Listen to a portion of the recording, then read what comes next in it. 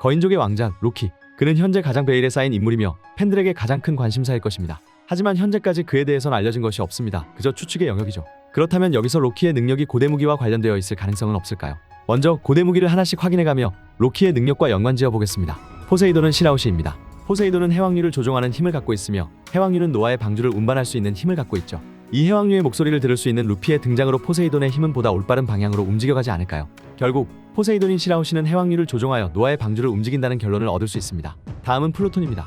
플루톤은 와노국의 지하에 있다고 알려졌죠. 스카야키에 따르면 후지산 지하 가장 깊숙한 곳에 잠들어 있으며 와노쿠니의 사방을 가둔 벽을 허물어야만 세상에 나올 수 있다고 알려져 있습니다. 그리고 이 성벽을 부시기 위해 필요한 것이 바로 지니샤의 힘입니다. 그리고 지니샤에게 명령할 수 있는 존재는 모모노스케밖에 없죠. 루피도 지니샤의 목소리를 들을 수 있지만 해왕류가 왕을 기다리는 것을 고려하면 결국 모모노스케를 올바른 방향으로 이끌어내는 것이 루피의 역할이라고 보여집니다. 즉 플루톤은 모모노스케가 지니샤를 조종해 거대전함인 플루톤을 해방시킨다고 정리할 수 있을 것입니다. 포세이돈과 플루톤에서 보았듯이 고대병기는 캐릭터 자신이거나 어떤 캐릭터에 의해 작동이 되는 원칙이 있는 것으로 보입니다. 따라서 우라노스 또한 작동을 위해선 그 동력이 되는 캐릭터가 필요하지 않을까라는 가설을 세울 수 있습니다. 그리고 그 동력이 되는 캐릭터가 거인섬에서 베일에 쌓여 강력한 존재로 그려지고 있는 로키지 않을까라는 추측을 해보게 됩니다. 그럼 이후부터는 우라노스와 로키의 연결고리는 얼마나 가능한지 살펴보겠습니다. 먼저 그동안 우리노스에 대해 알려진 것은 루루시아 왕국을 폐허로 만든 것이 바로 우라노스에 의한 공격이라는 것입니다. 그리고 이 우라노스를 움직이기 위해 이무는 베가펑크의 마더프레임을 사용했죠. 결국 안정적으로 우라노스를 사용하기 위해선 강력한 힘을 가진 존재 그리고 동력이 필요하다는 것을 알 수 있습니다. 마더플레임을 인위적으로 베가펑크가 만들어내기 전까진 이무는 우라노스를 사용할 수 없었다는 점이 앞에 전제를 증명한다고 생각한다면 포세이돈과 플루톤을 통해 얻은 고대무기의 조건에서 고대무기를 움직이는 것은 결국 고대무기와 연결된 어떤 캐릭터라는 것을 알 수 있습니다.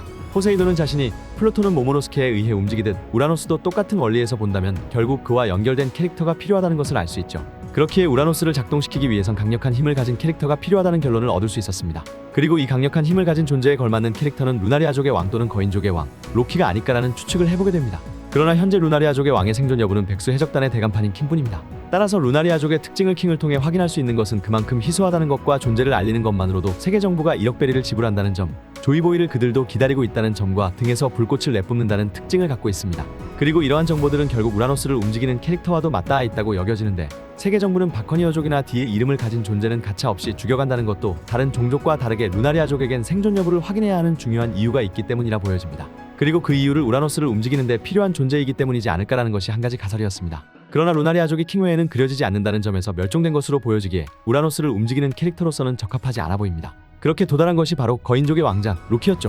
그렇다면 우라노스의 동력으로 로키일 가능성에 대해 다음 세 가지의 이유를 통해 살펴보겠습니다. 첫 번째는 시라우시, 모모노스케, 로키. 이 셋의 공통점입니다. 먼저 이 셋은 작중 공주, 장군 그리고 왕자로 미묘하게 다르지만 각각의 종족이나 나라를 대표하는 입장에 있습니다. 그리고 셋 모두 첫 등장에서 갇혀 있었다는 공통점도 갖고 있죠. 그리고 그 갇혀 있는 상태에서 첫 등장할 당시 그를 가장 처음 마주하는 것은 바로 루피였습니다.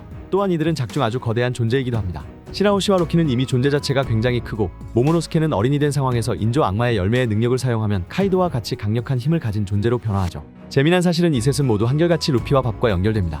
밥 냄새에 이끌려 시라우시를 발견하게 된 것도 모모노스케를 처음 만난 루피가 뱀장어인 줄 알고 입맛을 다셨다는 점도 유사하며 로키가 불러낸 짐승들은 루피를 보며 한 마리의 식사거리로 여겼다는 점도 동일합니다. 그리고 이는 먹고 먹을 수 있는 식사와도 연결되어 해적왕이 될 루피의 목표와도 맞닿아 있죠.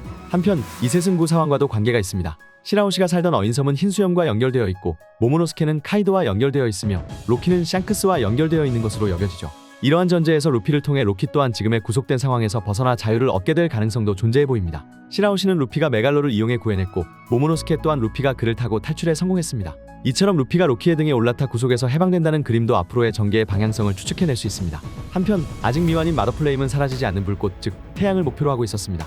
이 이야기는 우라노스를 사용하기 위해선 태양과 같은 힘이 필요하고 로키는 스스로를 태양의 신이라고 이야기하고 있죠. 따라서 마더프레임을 대체할 강력한 힘을 가진 존재이자 스스로를 태양의 신이라 부르는 로키가 우라노스를 움직일 동력이자 캐릭터라는 가설은 어느 정도 뒷받침될 근거로서 시라우시나 모모노스케를 통해 증명될 수 있을 것입니다. 전설의 악마의 열매를 먹었다는 신비한 존재 로키. 과연 그의 능력은 무엇이고 진짜로 우라노스와 연결된 인물일지 궁금해지는 요즘입니다. 오늘의 컨텐츠는 여기까지입니다. 시청해주셔서 감사합니다.